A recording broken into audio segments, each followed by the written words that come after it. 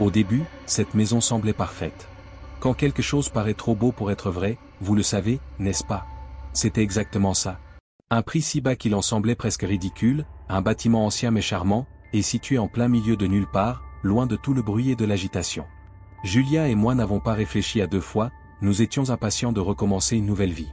Il faisait chaud le jour de notre emménagement. On avait l'impression d'envahir un terrain appartenant à quelqu'un d'autre, car la maison dégageait une présence étrange et pesante. Mais le bonheur d'être enfin dans un endroit qui nous appartenait nous a fait oublier ces sensations bizarres. Au fond de moi, je sentais quelque chose de différent. Vous est-il déjà arrivé de sentir que vous n'êtes pas seul? Comme si quelqu'un ou quelque chose vous observait? C'est exactement ce que je ressentais. J'ai eu du mal à dormir cette première nuit.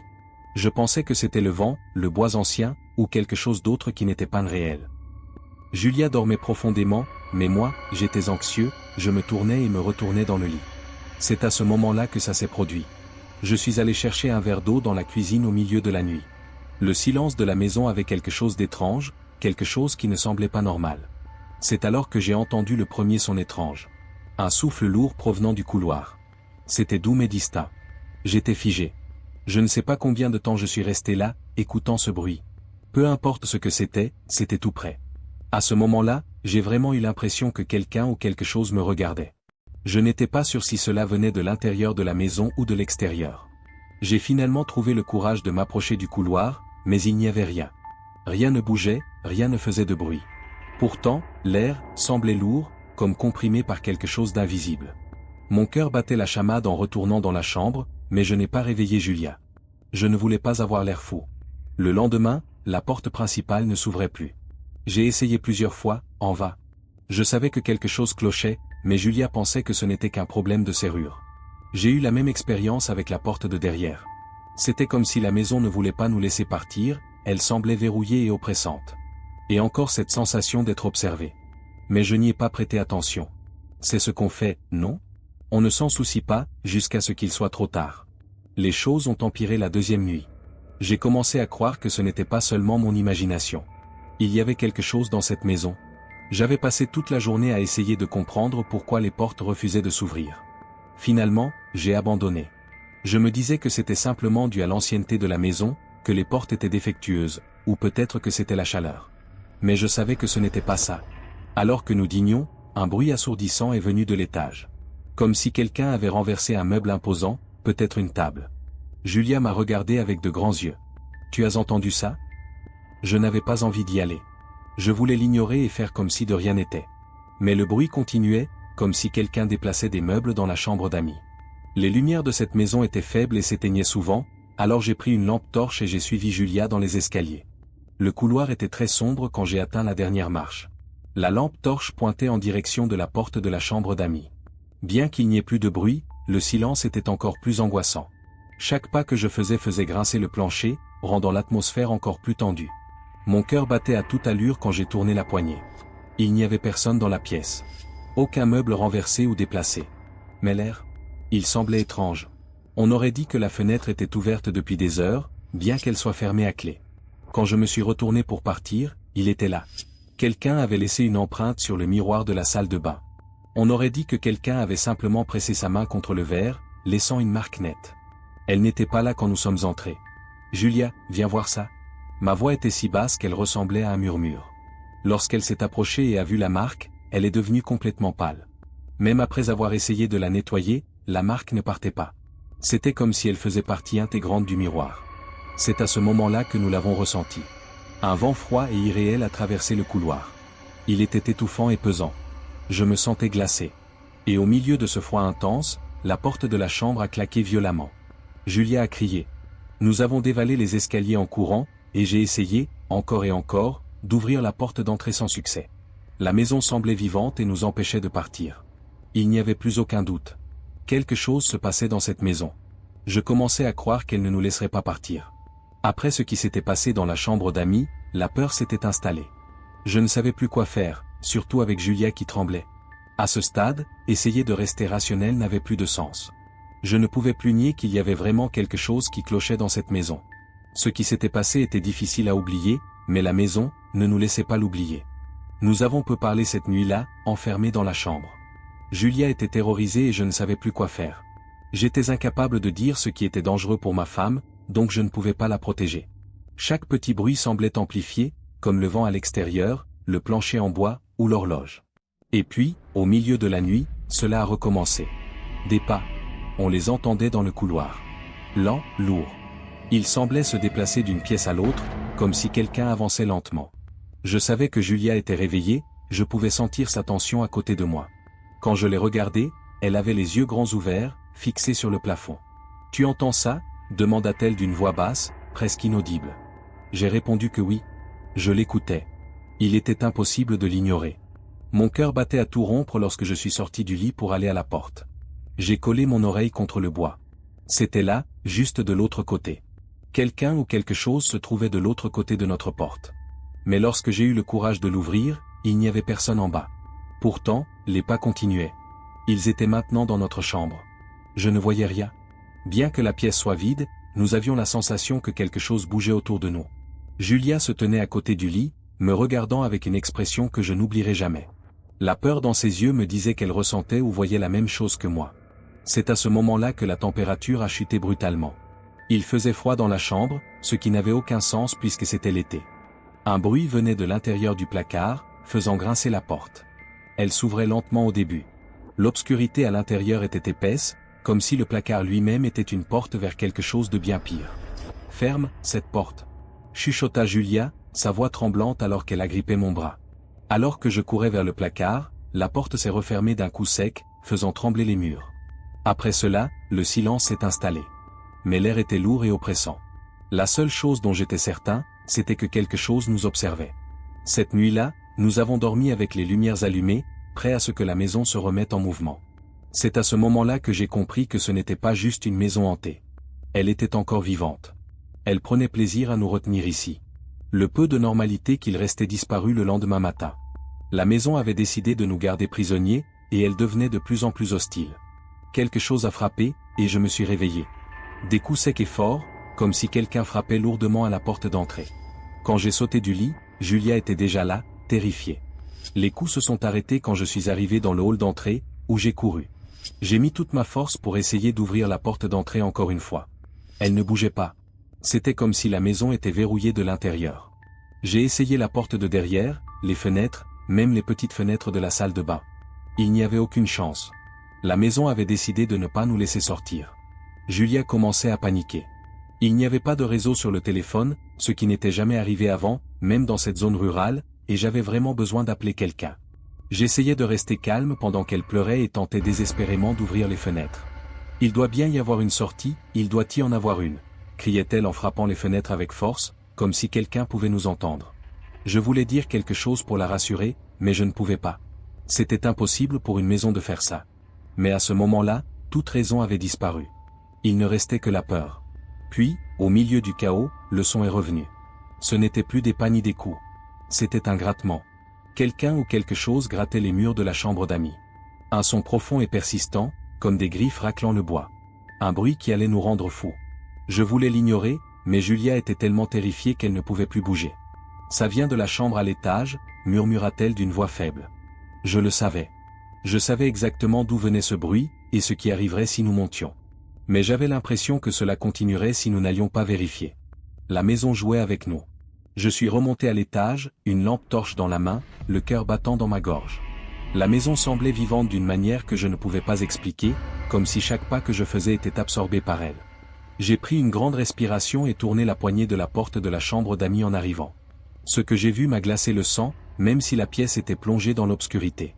Des griffures profondes couvraient les murs, comme si une créature avait tenté de sortir de l'intérieur. Les marques étaient récentes, la peinture et le bois étaient arrachés. Le bruit de grattement était toujours là, mais il n'y avait rien en vue. C'est alors que je l'ai vu, quelque chose bougeait dans le coin de la pièce, derrière une vieille chaise poussiéreuse. Une ombre déformée qui semblait se tordre, comme si elle tentait de prendre forme. Il faisait trop sombre pour distinguer clairement, mais je savais que ce n'était pas une personne. Je n'ai pas regardé en arrière en quittant la pièce. Julia était pâle comme un fantôme en bas des escaliers. Pendant que je réfléchissais à quoi faire, je l'ai attrapée par le bras et nous sommes allés au salon. J'ai essayé de paraître plus sûr de moi que je ne l'étais réellement en disant « On doit quitter cet endroit tout de suite ». Mais en vérité, je ne savais pas comment nous échapper. Nous étions piégés dans la maison.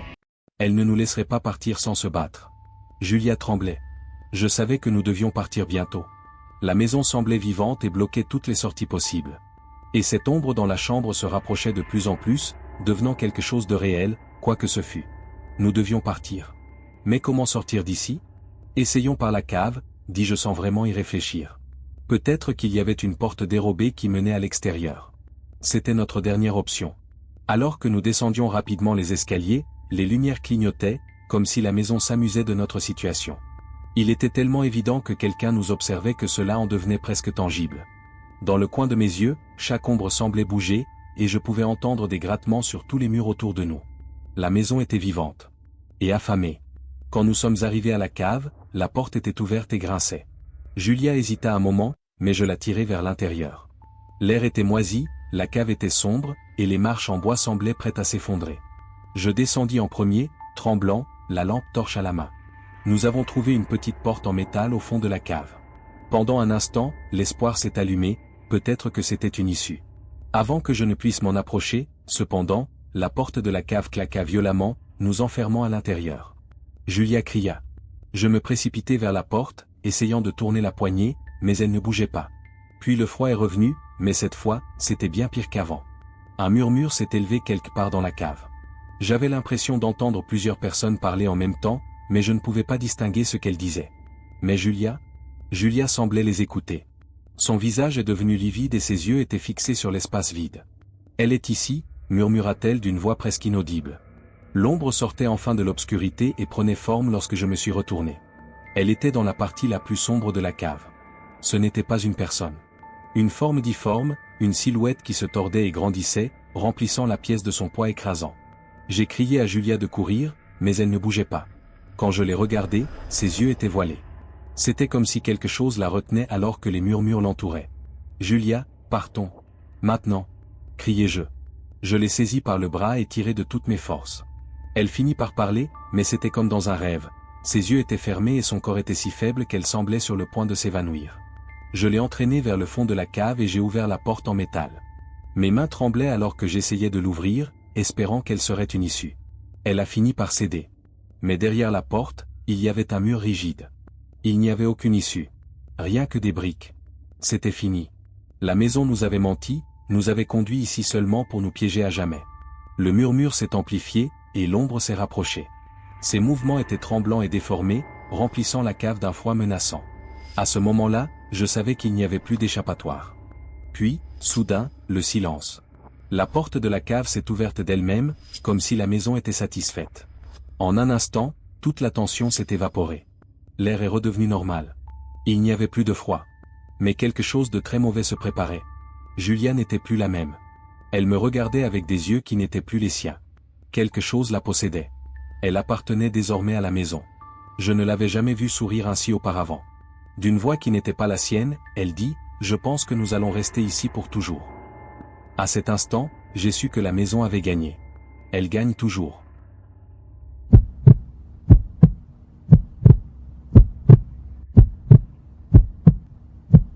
La pièce secrète du sous-sol. Mes amis et moi avons toujours aimé partir à l'aventure. Louer cette vieille maison pour le week-end nous semblait être la meilleure idée. Le plan était simple, se détendre, boire et oublier tout le reste. La grande maison en pierre était perdue au milieu de nulle part, entourée d'arbres, et elle semblait pleine d'histoire. Cependant, un détail important nous avait échappé. La première nuit fut calme. Nous avons ri pour des broutilles, bu, et joué aux cartes. La maison avait une atmosphère étrange, mais rien qui ne nous paraissait vraiment inquiétant. Jusqu'à ce que quelque chose se produise au milieu de la nuit. Des bruits. On aurait dit des murmures venant du sous-sol. Je me suis dit, d'accord, les vieilles maisons font du bruit. Ce n'était pas quelque chose qui nous préoccupait vraiment. Mais mon ami Lucas en a reparlé le lendemain matin, au petit déjeuner. Il a demandé, mi-sérieux, mi-amusé, « Est-ce que vous avez entendu quelqu'un marcher dans le sous-sol cette nuit ?» Personne n'avait entendu quoi que ce soit. Du moins, personne ne voulait l'admettre. En explorant la maison plus tard dans la journée, j'ai découvert une porte au fond du sous-sol que personne n'avait remarquée auparavant. Elle était étrange, différente des autres portes. Les gonds étaient rouillés et le bois semblait lourd. Quand je l'ai montré au groupe, Lucas, toujours le plus curieux ou le plus téméraire, a eu l'idée de l'ouvrir. C'était intriguant. Après tout, qui ne voudrait pas découvrir ce qui était caché dans un endroit avec autant d'histoire et aussi éloigné du reste du monde ? Nous avons chacun pris une lampe torche et avons ouvert la porte ensemble. L'odeur qui s'échappait de l'intérieur était terrible, comme si quelqu'un ou quelque chose avait été oublié là depuis très longtemps. La pièce semblait figée dans le temps. C'était une petite salle avec un vieux lit, un miroir brisé, et une chaise en bois dans un coin. Mais il y avait autre chose qui nous a tous troublés. De profondes traces de griffes, irrégulières, couvraient le sol tout autour du lit. Cela ressemblait à des marques de quelqu'un ou quelque chose ayant essayé de s'échapper. Lucas a ri nerveusement, mais moi, j'ai ressenti un frisson dans le dos. Ça ne paraissait pas normal. Quelque chose de grave avait dû se produire dans cette pièce. J'ai essayé de dire d'une voix tremblante, ça doit juste être une vieille chambre de service ou quelque chose du genre. Mais cet endroit me mettait mal à l'aise, il y avait une lourdeur palpable. On savait tous que quelque chose n'allait pas. Pourtant, on a décidé d'ignorer cela, parce qu'on était idiots. Quand la nuit est tombée, on a tenté de suivre notre plan, boire, se détendre, et oublier. Mais personne ne se sentait aussi à l'aise qu'avant. Depuis qu'on avait ouvert cette porte, la maison paraissait différente, comme si quelque chose avait changé. On buvait et plaisantait dans le salon, mais la tension était perceptible. Bien sûr, Lucas essayait de maintenir l'ambiance légère, comme à son habitude. C'est juste une pièce de film d'horreur classique, les gars, a-t-il plaisanté. Il devait l'utiliser pour punir les enfants désobéissants. Mais je voyais bien qu'il n'était pas aussi détendu qu'il le prétendait. C'est à ce moment-là que les lumières ont commencé à vaciller. Au départ, on a pensé que c'était un problème normal d'électricité. Après tout, la maison était vieille. Mais peu de temps après, nous avons entendu un bruit venant du sous-sol. Le même que la veille, mais cette fois plus distinct. On aurait dit que quelqu'un traînait des meubles lourds là-bas. Lucas a ri, mais sa voix tremblait un peu, la maison essaie de nous faire peur, les gars. Il a ajouté, je vais descendre voir, qui veut venir avec moi? Personne ne s'est porté volontaire. J'avais envie de dire qu'on s'imaginait des choses, qu'il n'y avait rien d'anormal, mais j'étais terrifié. Je ne me sentais pas en sécurité avec ce bruit et ces lumières qui clignotaient en même temps. Déterminé comme toujours, Lucas a pris une lampe torche et s'est dirigé vers la porte du sous-sol. Il a dit, je vais vérifier, vous êtes des trouillards, et a commencé à descendre les escaliers. La lumière de sa lampe dansait sur les murs avant de s'éteindre complètement. Le silence est tombé sur la pièce. Rien ne bougeait. Au moment où Lucas posait le pied sur la première marche, le bruit de traînée s'était arrêté. Tout semblait normal. Puis, peu après, le cri retentit. Un cri perçant, déchirant l'air. C'était Lucas. Mes amis et moi avons bondi vers le sous-sol, l'adrénaline nous parcourant le corps. On s'est précipité aussi vite que possible dans les escaliers, mais Lucas était déjà là, figé devant la porte de la pièce. Sa lampe gisait à ses pieds, et il fixait l'intérieur. Qu'est-ce qui s'est passé? Ai-je demandé, le cœur battant à tout rompre. Il n'a pas répondu tout de suite. Lentement, il a tourné son visage blême vers nous. Il murmura, la pièce? Les marques au sol, elles, ont bougé. En m'approchant, j'ai senti mon estomac se nouer. Elles étaient bien là. Avant, les marques de griffures entouraient le lit. Maintenant, elles s'étendaient jusqu'à la porte, comme si quelque chose avait été traîné hors de la pièce pendant que nous étions dans le salon. Personne n'a pu parler. Le silence lourd nous enveloppait tous. Nous n'étions pas seuls dans cette maison, et cette réalité nous frappa brutalement à cet instant. Là-bas, quelque chose s'était réveillé. Et c'était en train de se rapprocher de nous. Après avoir été frappé par la découverte des griffures déplacées, plus personne ne voulait rester dans ce sous-sol. Effrayés, nous sommes remontés rapidement et avons claqué la porte derrière nous. Lucas ne disait rien, son visage restait blême, ce qui m'effrayait encore plus. Ce n'était pas son comportement habituel. Nous étions tous en train de tenter de comprendre ce qui se passait dans cette pièce. Ça n'a pas de sens, dit Clara en me regardant comme si j'étais capable d'expliquer ce qu'elle ne pouvait pas comprendre. Mais il n'y avait aucune explication. Pas pour ça. Pendant des heures, nous n'avons pas reparlé de ce que nous avions vu au sous-sol, de peur que les autres puissent penser que c'était irréel. Jusqu'à ce que, tout à coup, le bruit revienne. Un grattement continu, montant le long des murs. Ce n'était plus le sous-sol cette fois-ci. Le bruit venait de l'intérieur de la maison. On aurait dit que quelque chose rampait le long des murs.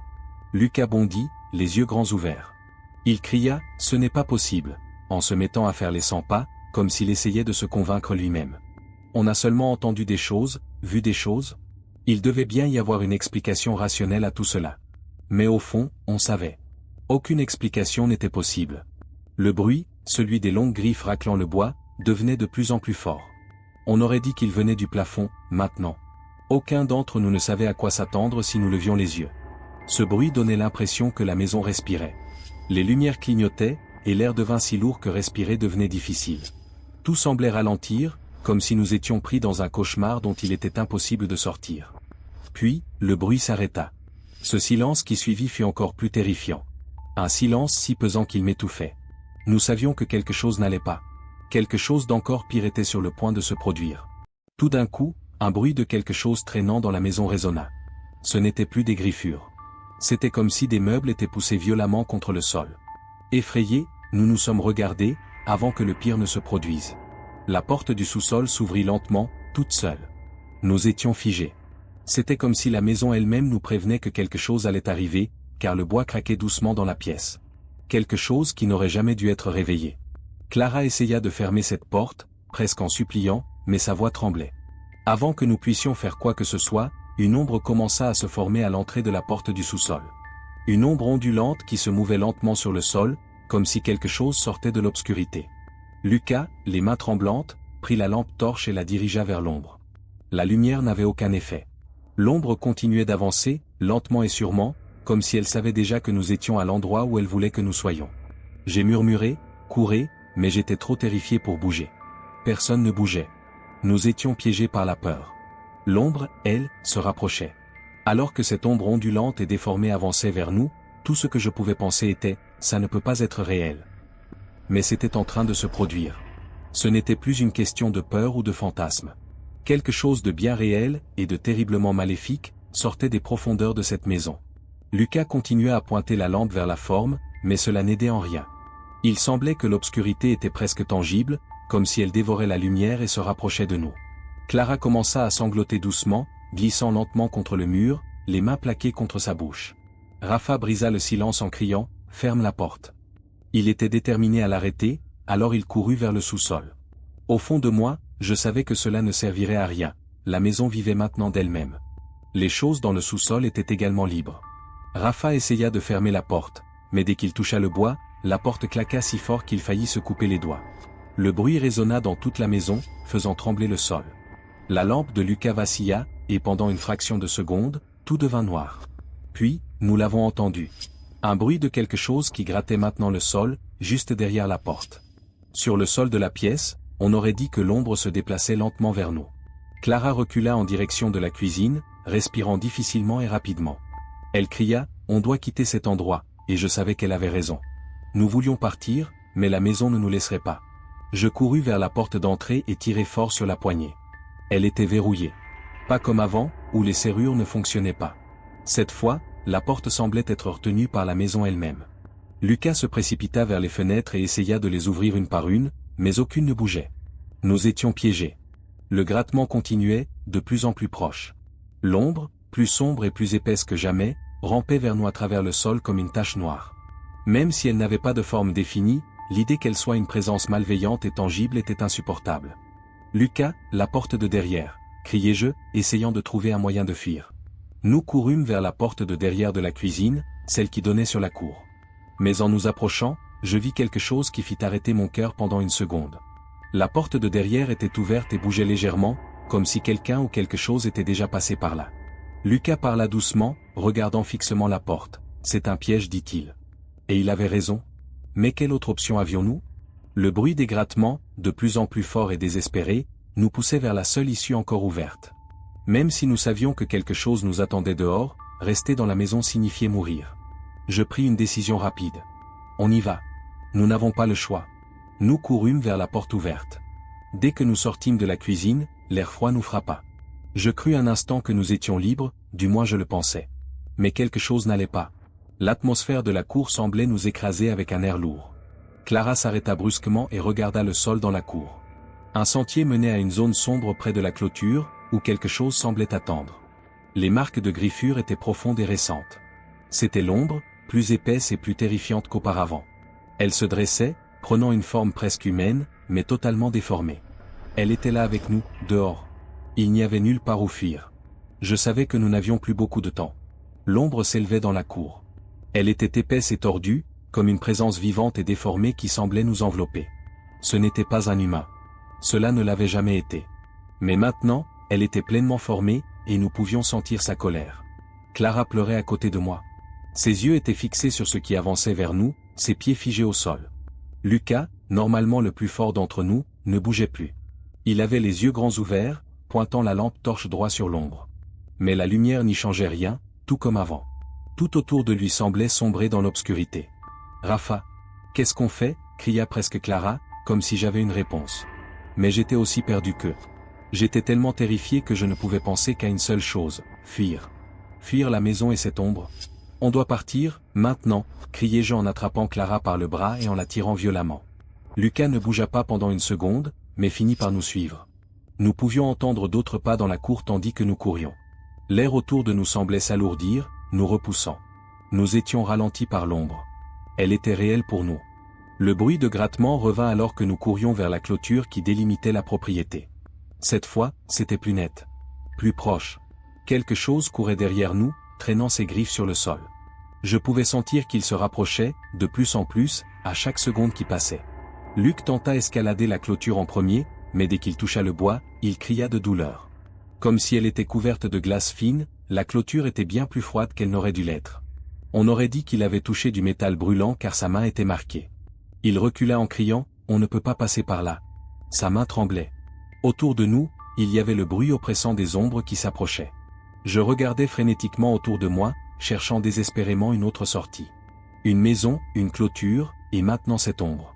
Elle se rapprochait. Je pouvais entendre le murmure venant d'elle. Cela ressemblait à plusieurs voix parlant en même temps, des voix pleines de colère et de souffrance. On aurait dit que les ténèbres vivaient et se nourrissaient de notre peur. Ce que je vis alors prit un sens terrible, la maison ne voulait pas que nous partions. Cet endroit, ce nuage sombre, tout cela faisait partie d'un plan plus vaste pour nous retenir ici à jamais. Clara me regarda avec des larmes dans les yeux. « Rafa, je ne veux pas mourir ici. » Je n'avais rien à dire. Je ne savais pas comment nous en sortir. Mais une chose était certaine, fuir ne servait à rien. L'ombre nous retenait exprès et nous repoussait vers la maison, comme si elle voulait que nous retournions là où tout avait commencé. Tout à coup, Lucas se tourna vers moi, les yeux remplis de peur. Nous n'aurions jamais dû ouvrir cette pièce dans le sous-sol.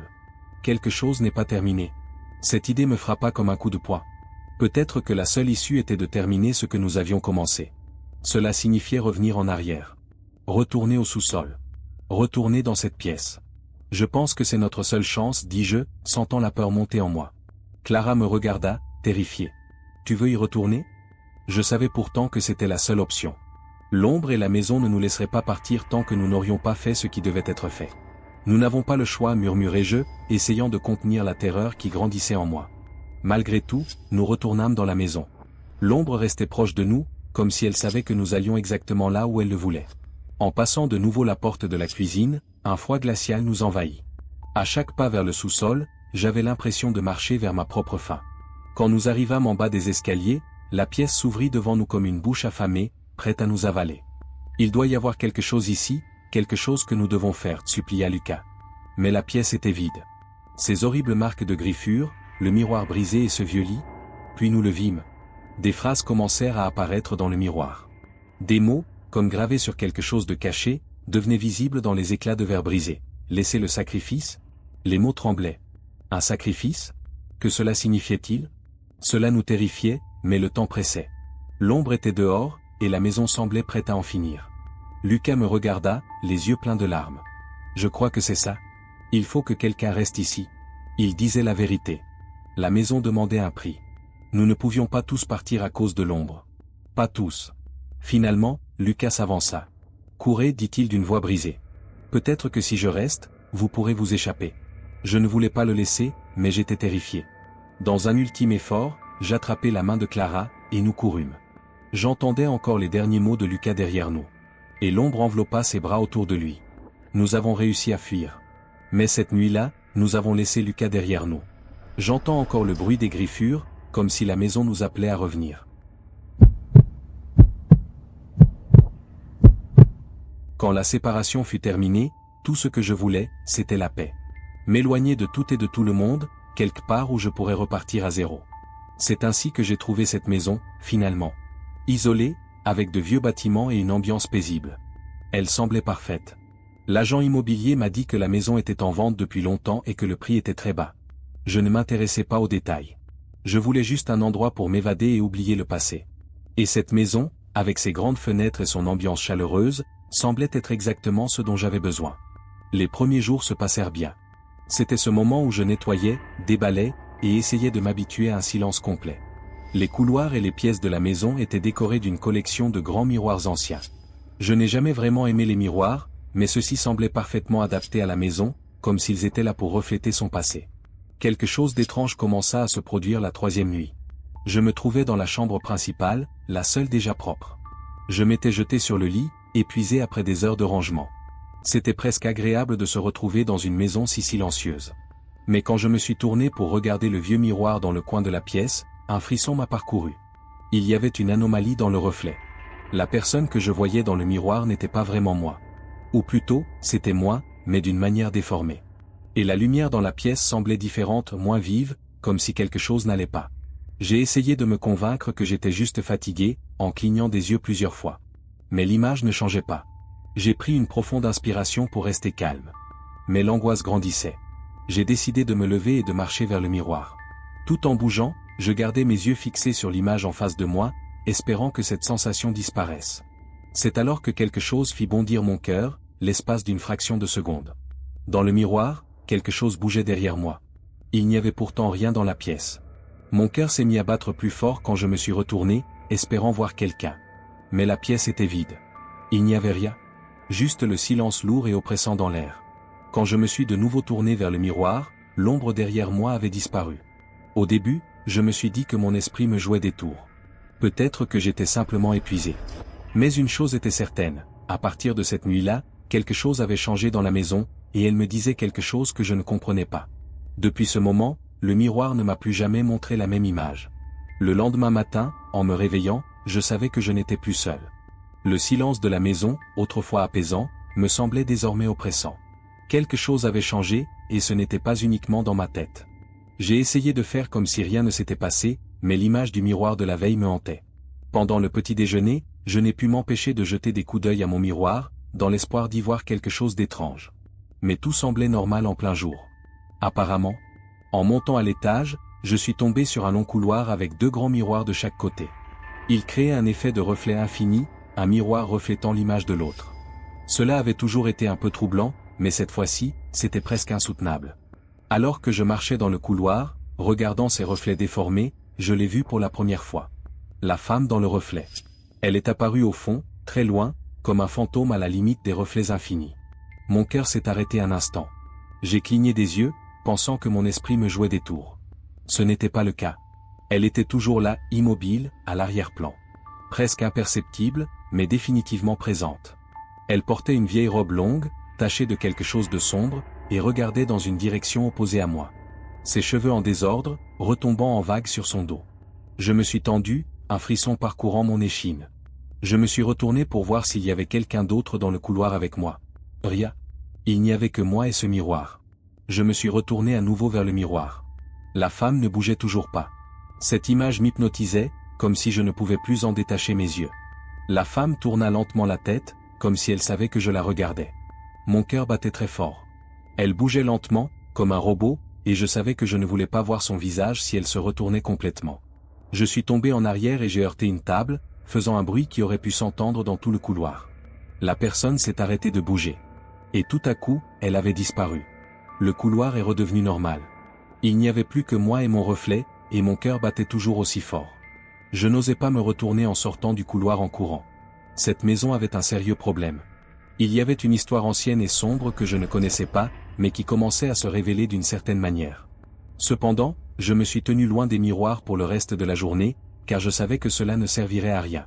Cette nuit-là, avant de me coucher, j'ai recouvert tous les miroirs de la chambre avec des draps pour ne plus rien voir. Je savais que quelqu'un ou quelque chose m'observait, et cela ne partirait pas. Puis je me suis réveillé en pleine nuit à cause d'un léger bruit. Un murmure. Il venait de derrière le miroir. Je ne pouvais pas bouger. Le son continuait, comme une voix lointaine. C'était difficile à comprendre. Je savais que je devais regarder, même si je ne le voulais pas. Mon corps tremblait en sortant du lit et en retirant lentement le drap qui recouvrait le miroir. C'est là que j'ai revu la femme dans le miroir. Cette fois, elle me regardait droit dans les yeux. En voyant cette image, j'ai eu l'impression de ne plus pouvoir bouger du tout. La femme me fixait avec insistance. Ses yeux étaient creux et enfoncés, et son visage pâle ressemblait à celui d'un cadavre. J'étais effrayé, pas seulement par l'expression de son visage, mais aussi par la façon dont elle me regardait. comme si elle s'apprêtait à faire quelque chose. J'ai essayé de me convaincre pendant un instant que tout cela était dans ma tête. Quelque chose comme la fatigue ou le stress. Pourtant, elle était clairement là, et elle savait que quelque chose de très mauvais se passait dans cette maison. La femme dans le miroir a commencé à se rapprocher de moi avant que je puisse bouger ou crier. Elle ne bougeait pas. Dans la salle du trône, rien ne bougeait. Il y avait quelque chose de dérangeant dans la façon dont ses pieds semblaient glisser lentement sur le sol vers moi dans le miroir. Mon cœur battait vite, et tout ce que je voulais, c'était m'éloigner de ce miroir. Mais mes pieds restaient cloués au sol. Après cela, autre chose s'est produit. Les choses ont commencé à changer dans le miroir de la pièce autour de moi. La scène dans le miroir n'était plus la même que celle de la pièce dans laquelle je me trouvais. Les murs étaient vieux et portaient des marques partout. Le lit n'était pas fait, et les couvertures étaient tachées de sang. Tout semblait être une image du passé, remplie de colère et de douleur. Si je regardais dans le miroir, je pouvais voir une autre réalité de cette maison à un certain moment du passé. La femme s'approchait derrière moi. L'air autour de moi est devenu glacial lorsqu'elle a ouvert les lèvres pour parler. « Tu ne devrais pas être ici », dit-elle d'une voix forte mais basse. Le son provenait du miroir et résonnait dans toute la pièce. Puis, avant que je ne puisse dire quoi que ce soit, l'image dans le miroir a disparu. La pièce était de nouveau vide, et le miroir semblait comme s'il ne s'était rien passé. Je suis tombé par terre et me suis mis à trembler. Je manquais d'air et une seule pensée me hantait, que cache cette maison? Pourquoi moi? Je savais que je devais en apprendre plus sur cet endroit le lendemain matin. Je sentais que quelque chose n'allait pas et qu'il fallait que je découvre ce que c'était. J'ai trouvé de vieux papiers dans le grenier. L'un d'eux était une photo de la maison qui semblait dater du début des années 1900. On pouvait voir la femme du miroir au centre de l'image. Elle portait la même robe sale et avait le même regard vide. Un nom, Eliza Montgomery, était inscrit sous la photo. Dès que j'ai eu le nom, j'ai rapidement cherché et trouvé une histoire terrible. Eliza vivait avec son mari dans cette maison, mais elle a disparu sans laisser de traces. Son corps n'a jamais été retrouvé. Certains disaient que son mari violent l'avait tuée et que son âme était toujours piégée dans la maison, même si tout le monde pensait qu'elle était partie.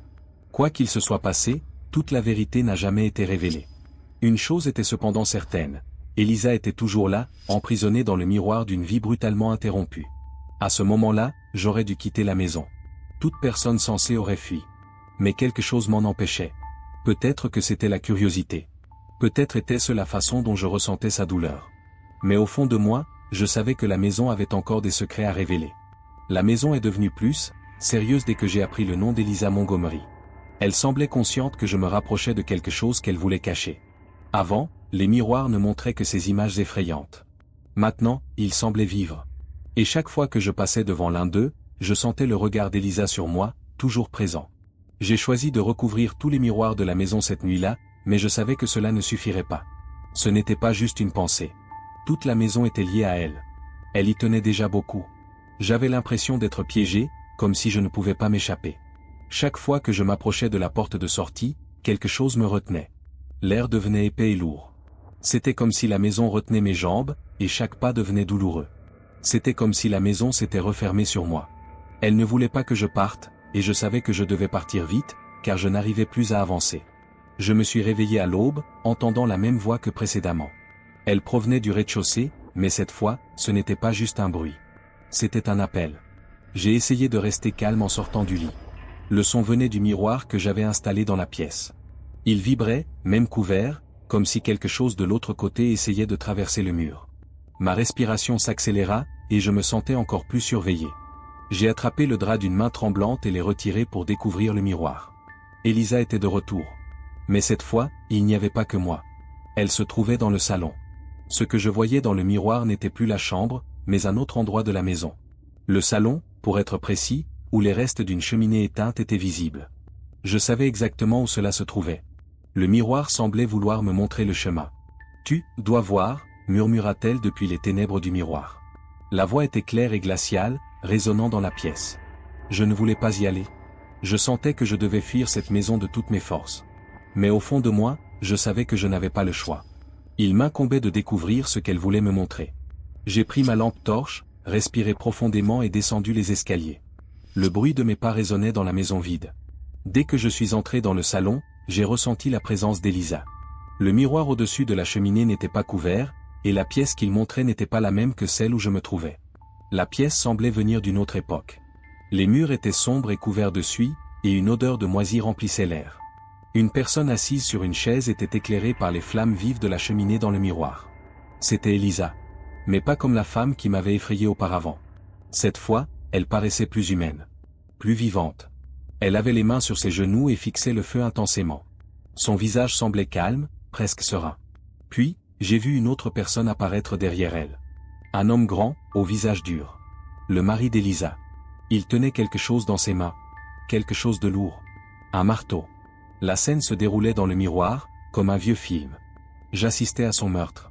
Elisa ne s'est pas retournée. Je savais ce qui allait se passer. En silence, son mari s'est approché d'elle, le marteau levé, et l'a frappé violemment. La pièce a tremblé sous le bruit des os qui se brisaient, et son corps a heurté le sol dans un bruit sourd. C'était si difficile pour moi de détourner les yeux et de crier à cause du miroir. Mes yeux restaient fixés sur cette scène horrible. Je ne pouvais pas m'échapper du passé. Dans le miroir, j'ai vu le mari traînant son corps vers une partie sombre de la pièce avec une porte ouverte. Vers le sous-sol. Mon cœur battait trop vite pour que je le contrôle. Je l'ai enterrée ici, pensais-je. Elle est dans la maison, tout ce temps, le corps d'Elisa est ici. Et avant que je puisse faire quoi que ce soit, les yeux en colère et blessés d'Elisa se sont tournés vers moi dans le miroir. Elle murmura, « Maintenant, tu sais » et sa voix est devenue très en colère. « Maintenant, tu dois me libérer. » Le reflet a disparu. Je me suis retrouvé seul, et je savais avec certitude que la maison était encore hantée par les fantômes du passé et qu'Elisa voulait se venger. J'étais piégé dans l'histoire de la maison et je ne pouvais pas m'en échapper. Tout le monde dans la pièce était silencieux, mais ce que je venais de voir me brisait le cœur. Dans cette maison, Elisa avait été tuée brutalement, et maintenant sa présence n'était plus seulement un souvenir, elle était réelle. Enfermée. Et j'avais quelque chose à voir avec cela. Mais comment pourrais-je la libérer? Pire encore, je savais que ce serait difficile de quitter la maison. L'air autour de moi est redevenu lourd, et la maison entière semblait vivante et observait chacun de mes mouvements. Chaque pièce avait un miroir qui semblait me surveiller, comme s'il écoutait. Les murs tremblaient. Même si je voulais fuir, je savais ce que je devais faire. Vers le sous-sol. Dans les yeux d'Elisa, elle voyait le sous-sol. Je devais y aller, car c'est là qu'il l'avait enterrée. Elisa avait besoin de trouver enfin la paix, et moi, de sortir de ce cauchemar. Je devais affronter l'endroit où tout s'était passé.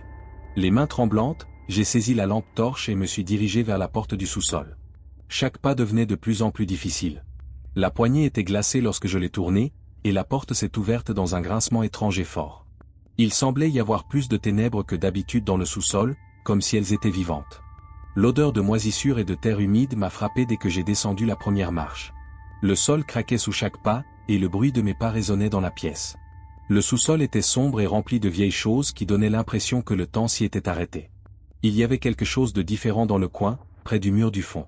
Une petite dépression dans le sol était éclairée par la lampe torche, laissant deviner que quelqu'un avait déplacé ou caché quelque chose là. Mon cœur battait trop vite pour que je le contrôle. C'était là. Je me suis mis à genoux et ai creusé avec mes mains. Le sol froid et humide me blessait les ongles. Mon estomac se retournait à mesure que l'odeur nauséabonde remplissait mes narines. Mais je continuais. Il fallait que je continue. J'ai creusé un moment, puis mes doigts ont heurté quelque chose de dur. Du bois. Une tombe de fortune. Elle n'était pas bien faite et avait pourri avec le temps, mais ce qui se trouvait là ne laissait aucun doute. Salut, Elisa. Son corps avait été jeté là comme s'il ne comptait pas. C'est alors que j'ai entendu le bruit. Un murmure, doux mais distinct. Libère-moi. C'était sa voix, douce mais pleine de douleur. Je savais ce que je devais faire en regardant cette boîte. L'ouvrir. J'ai arraché le couvercle en bois avec des mains tremblantes, révélant ce qu'il y avait à l'intérieur.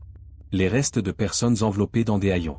L'odeur était insupportable, et j'ai failli vomir, mais je savais que je devais continuer.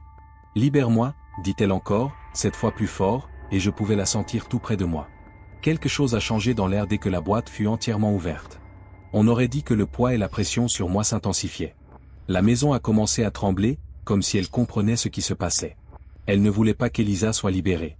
L'énergie négative de la pièce se manifestait sous la forme de murs grinçants et d'un toit qui semblait sur le point de s'effondrer. C'est presque fini, me dis-je en luttant contre la peur. Puis la porte du sous-sol claqua et se verrouilla derrière moi. Je savais que je n'étais pas seul lorsque j'entendis le bruit résonner dans l'obscurité. J'ai regardé rapidement autour de moi, et c'est alors que je l'ai vue. Salut, Elisa. Elle était là, debout près du corps. Elle semblait coincée entre deux mondes, car son corps devenait plus tangible tout en restant éthéré. Elle me regardait de ses yeux vides, et son visage exprimait à la fois une grande souffrance et une immense tristesse. Elle parla d'une voix douce mais glaciale, « Tu m'as libéré. Mais le prix doit être payé. Une ombre se déplaça sur les murs avant que je puisse lui demander ce qu'elle voulait dire. La silhouette sombre de son mari avançait vers nous. C'était la même obscurité qui m'avait montré le passé. Je pouvais sentir la rage et la haine en elle. Il était toujours là, coincé dans la même histoire, et maintenant il venait me chercher. Elisa fit face à l'obscurité et à celui qui l'avait tuée.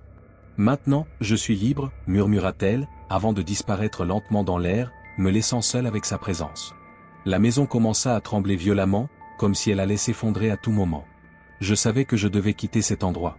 Je courus vers la porte, la frappant de toutes mes forces jusqu'à ce qu'elle finisse par céder. Je remontai les escaliers jusqu'à la pièce, sentant le sol se dérober sous mes pieds à chaque pas.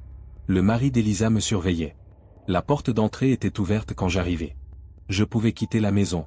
Mon cœur battait à toute vitesse, et mon corps tremblait, alors je me précipitai dehors sans me retourner. Dès que je franchis la porte, la maison cessa de trembler. L'air se fit à nouveau calme, et le silence revint. Je savais que je ne pourrais jamais revenir. Je savais qu'Elisa était enfin en paix. Pourtant, l'enfer restait dans cette maison, même si son esprit avait été libéré. Il serait toujours là. J'ai quitté cette maison, mais au fond de moi, je savais que l'histoire n'était pas encore terminée.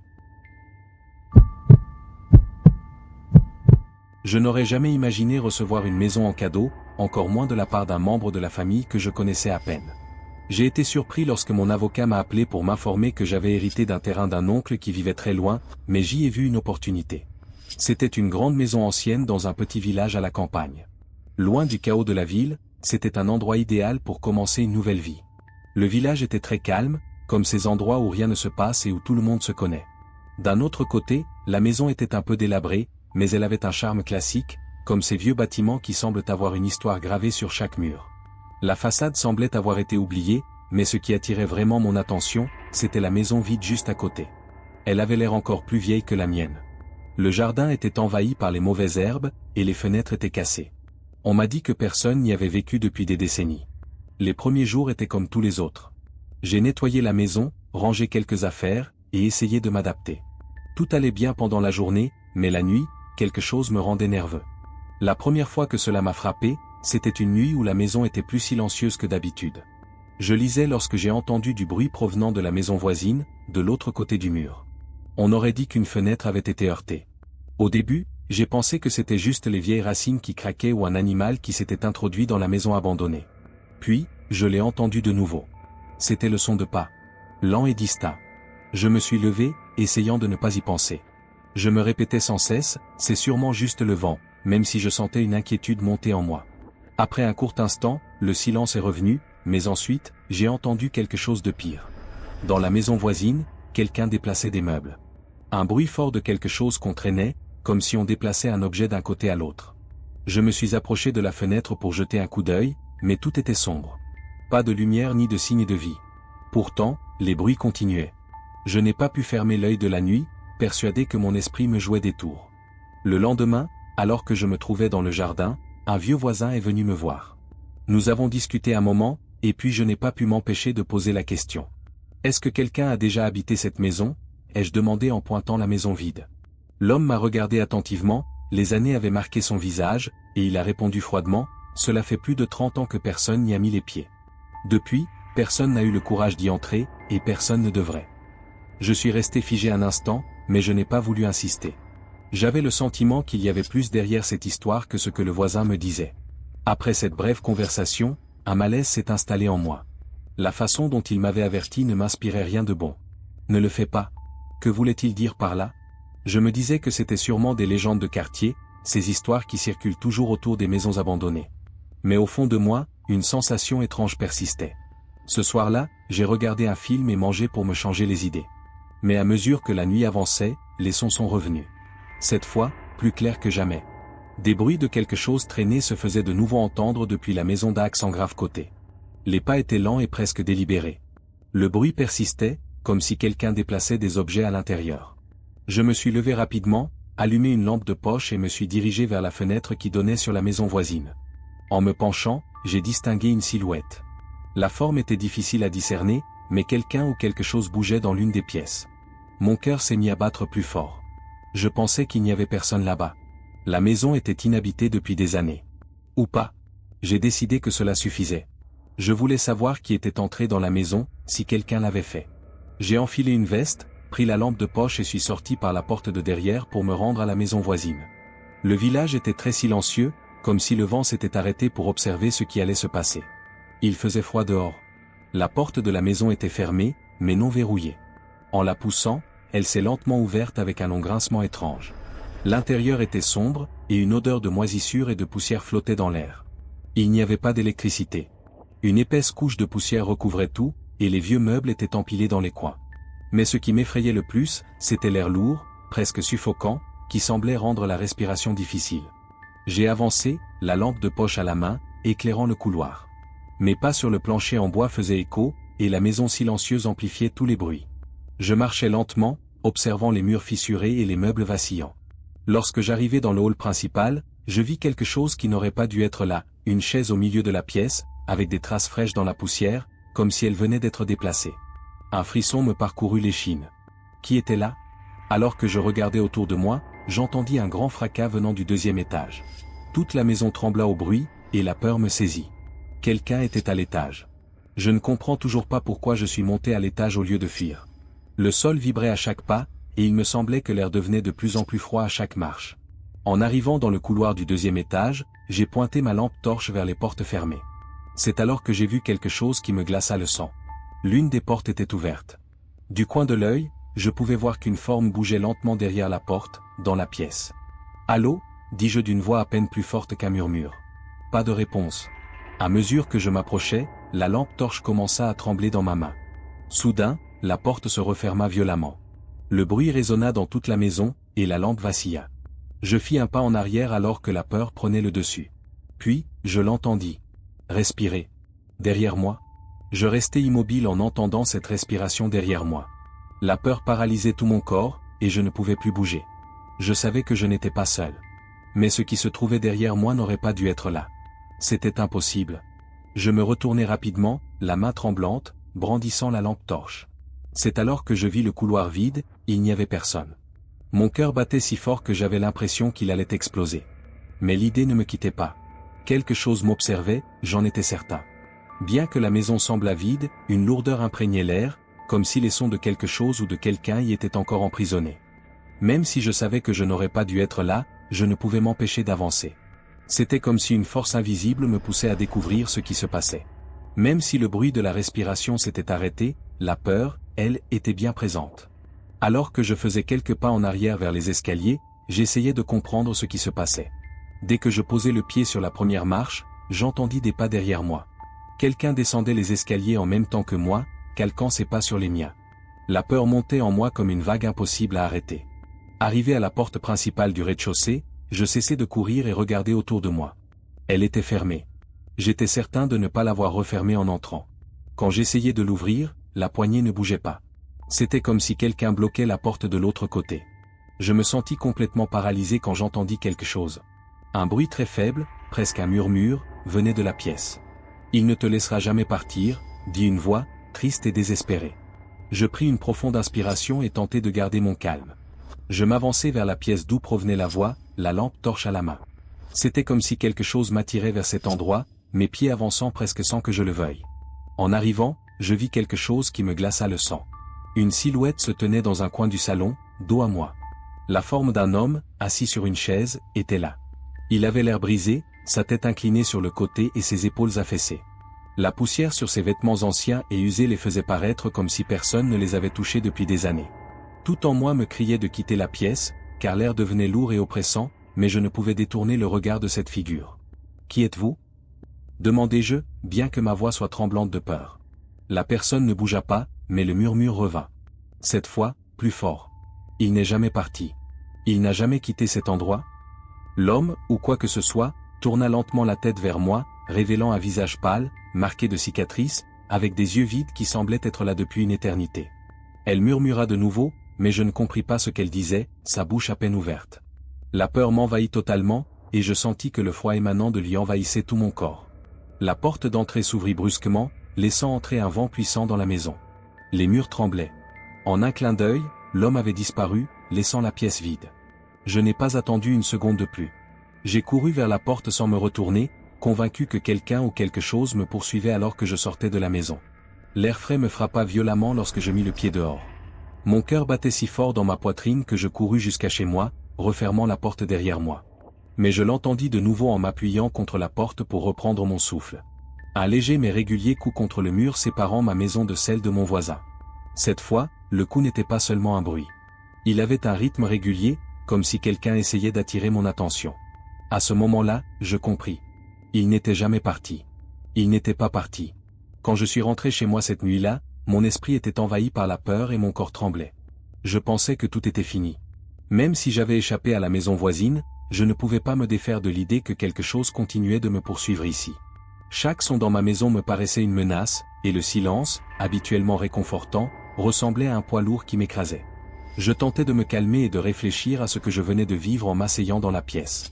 Qui était cet homme? Cette silhouette apparue sur la chaise de la maison voisine? Un fantôme? Une réminiscence du passé? Je ne savais pas quoi faire, mais j'étais certain que la maison et cet homme étaient encore liés à moi d'une manière ou d'une autre. Je restais agité pendant longtemps. À nouveau, des coups légers contre le mur ne cessaient de résonner. Je reconnaissais ce rythme. Le son ressemblait à quelqu'un qui frappait le mur avec ses jointures, depuis la maison voisine. Coup après coup, et le rythme s'accélérait progressivement. J'essayais de l'oublier. Je fermais la porte de ma chambre pour échapper au bruit, mais il ne disparaissait pas. Les coups semblaient me suivre, résonnant dans toute la maison. Les choses avaient changé. Ce n'étaient plus seulement des coups, c'étaient des pas. J'entendais des pas monter les escaliers de ma propre maison. Je ne pouvais plus respirer. Ce n'était pas possible. La porte d'entrée était fermée. Il était impossible que quelqu'un soit entré. Mon cœur battait si fort dans mes oreilles tandis que j'ouvrais lentement la porte de ma chambre. Les pas continuaient à monter, cette fois, se dirigeant droit vers ma chambre. Lorsque je regardais dans le couloir, il n'y avait personne. Avant de pouvoir verrouiller la porte, j'entendis autre chose. Je fis un pas en arrière et claquai la porte. De l'autre côté, une respiration lourde. Je me figeai. La peur m'envahit complètement. Quelqu'un attendait derrière le bois, à un souffle de moi, car la respiration était basse, lente et lourde. Tremblant, je me déplaçai vers le lit, mais la porte s'ouvrit lentement sans que je la touche. La poignée tournait doucement, et le grincement de la porte résonnait dans la pièce. Au-delà de la barrière, l'obscurité semblait encore plus épaisse, comme si elle engloutissait toute la lumière. J'étais paralysé, incapable de bouger. C'est alors que je le revis. L'homme de la maison d'en face. Cette fois, son visage était plus net, plus clair, mais toujours aussi terrifiant. Il me regardait avec des yeux complètement vides. Il parlait lentement, produisant des sons que je ne comprenais pas au début. Puis, il murmura. « Tu n'aurais pas dû venir, tu n'aurais pas dû me voir. » La pièce devint glaciale, et alors que j'essayais de comprendre ce qui se passait, tout mon corps se mit à trembler. L'homme avança et franchit le seuil de la porte, laissant ses pieds flotter juste au-dessus du sol. Je voyais la même personne dans ma maison que celle de la maison voisine. Il dit d'une voix rauque, « Tu es dans ma maison maintenant ?» Il étira chaque mot comme s'il s'agissait d'une sentence. J'étais si terrifié que je me mis à courir sans réfléchir. Je descendis les escaliers à toute vitesse, sans m'arrêter pour regarder derrière moi. Je sentais son regard lourd et sa présence pesante derrière moi. J'avais l'impression qu'il n'y avait aucune issue possible. En arrivant au rez-de-chaussée, les lumières clignotaient très rapidement. On aurait dit qu'il avait lui-même laissé la porte d'entrée ouverte, me faisant comprendre qu'il était libre. C'est juste au moment où je pensais être en sécurité que les murs se sont mis à trembler. La maison fut envahie par un bruit terrible, comme si l'obscurité dévorait l'air. « Personne ne s'échappe » furent les dernières paroles que j'entendis avant de m'enfuir dans la nuit froide. Je courus jusqu'à la rue et m'arrêtai devant la maison de mon voisin. Je n'osais pas regarder en arrière. Lentement, je me retournai et vis ma propre maison. Tout semblait calme et paisible. Aucune lumière à l'intérieur, et l'espace d'un instant, tout avait l'air normal. Puis je vis son ombre à travers la fenêtre du deuxième étage. L'homme m'observait depuis ma maison. Et je compris à ce moment-là que ce que j'avais libéré en défonçant la porte de la maison voisine ne me laisserait plus en paix. Il pouvait aller n'importe où. Il était désormais avec moi. Je savais qu'après cette nuit-là, il n'y aurait pas de retour en arrière possible. L'ombre de cet homme ne s'était pas contenté de rester dans la maison d'Axe en grave côté. Il était désormais avec moi. Autrefois, la maison était un lieu de tranquillité. Maintenant, elle ressemblait à une prison, et je n'étais plus vraiment seul. Ma maison me donnait l'impression d'être observé sous tous les angles. Les pires moments étaient la nuit. Il m'arrivait de me réveiller au milieu de la nuit avec la sensation qu'on m'observait depuis le pied de mon lit. Soudain, il faisait froid, et je pouvais sentir la respiration lourde que j'avais déjà entendue derrière la porte. Cette fois, elle était beaucoup plus proche. Comme s'il se trouvait juste au-dessus de moi. Il y avait toujours des bruits dans la maison, comme des tapotements légers sur les murs, des pas lents dans le couloir, et des meubles qui bougeaient quand je ne regardais pas. Je pouvais voir son ombre se déplacer de pièce en pièce chaque fois que je risquais un coup d'œil du coin de l'œil. C'était comme s'il répétait les mêmes gestes qu'il faisait dans la maison voisine, réarranger les souvenirs de sa propre mort. J'ai parlé à d'autres voisins pour essayer de comprendre ce qui se passait et comment y mettre fin. Mais les réponses étaient toujours les mêmes.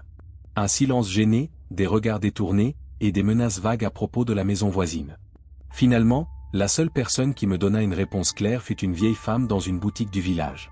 Cette maison appartenait autrefois à un homme, il y a longtemps. Personne ne connaissait vraiment son nom, mais il vivait seul et un jour, on ne l'a plus jamais revu. Certains disent qu'il est devenu fou, qu'il voyait et entendait des voix. On raconte que son esprit n'est jamais vraiment parti, qu'il est resté coincé entre sa maison et celle d'Aix en grave côté, celle où vous êtes maintenant. Mes mains se mirent à trembler en entendant ces mots. Il était piégé. Et depuis que je l'avais vu, j'étais moi aussi lié à sa malédiction. J'ai décidé que je ne pouvais pas continuer ainsi. J'ai pensé à quitter la ville et à abandonner la maison. Mais chaque fois que je tentais de partir, quelque chose m'en empêchait. La voiture refusait de démarrer, ou la peur de le voir dans le rétroviseur me paralysait. J'avais l'impression d'être attaché à la maison, incapable de bouger. Comme si une force invisible me retenait. C'est ce que j'ai compris un soir. Il ne voulait pas que je parte. Ce n'était pas qu'il était coincé dans la maison, mais qu'il voulait que moi, je le sois. Alors que je me préparais à aller dormir ce soir-là, l'atmosphère changea. Ce n'était plus la même. Il ne s'agissait plus de simples bruits de pas ou de coups. Toute la maison semblait vivante, remplie d'un esprit sombre. Physiquement et mentalement, j'étais épuisé. Je savais que c'était la dernière nuit que je devrais endurer. La température de la pièce chuta brusquement. Un frisson parcourut ma colonne vertébrale. En un éclair, je le vis à la lueur de la lampe. L'homme, le visage marqué par le temps, se tenait dans un coin de ma chambre, me fixant intensément. Ses yeux vides étaient emplis de haine silencieuse. Je savais qu'il était là pour réclamer quelque chose. Il murmura d'une voix rauque, « C'est ton tour ?» Ses paroles étaient chargées de siècles de solitude et de souffrance. J'étais paralysé. Je restais immobile, la peur envahissant chaque partie de mon corps. Mes jambes refusaient de bouger quand j'essayais de m'enfuir. Je voulais crier, mais aucun son ne sortait. Puis il s'avança vers moi. Il marchait lentement, traînant ses pieds, et chaque pas résonnait dans ma tête comme un murmure. Il s'arrêta juste devant moi. L'air autour de moi était si froid que j'avais l'impression que la mort elle-même me frôlait le visage. « Tu ne partiras pas ?» Je ne partis pas. Quand ils prononcèrent ces mots, je sentis quelque chose de sombre et de profond s'emparer de mon corps. C'était comme si une ombre s'était glissée en moi, faisant geler mon sang et embrouillant mon esprit. Il devint difficile de percevoir ce qui m'entourait. J'avais l'impression de tomber dans un gouffre profond, dont je ne pourrais jamais sortir. La pièce sembla s'assombrir. Cette nuit-là, il n'y eut plus de coups. Pas un seul pas. Pas de murmure. Pour la première fois depuis mon arrivée, c'était un silence total. Quelques jours plus tard, quelqu'un passa devant ma maison. Le terrain était resté inoccupé pendant des années, et le nouveau voisin s'y intéressait. Tout semblait normal. L'extérieur paraissait calme et tranquille, mais quelque chose attirait l'attention dans les fenêtres. Une silhouette immobile et silencieuse observait depuis le 2e étage. Comme si elle était sûre de quelque chose. De quelqu'un. L'histoire continuait.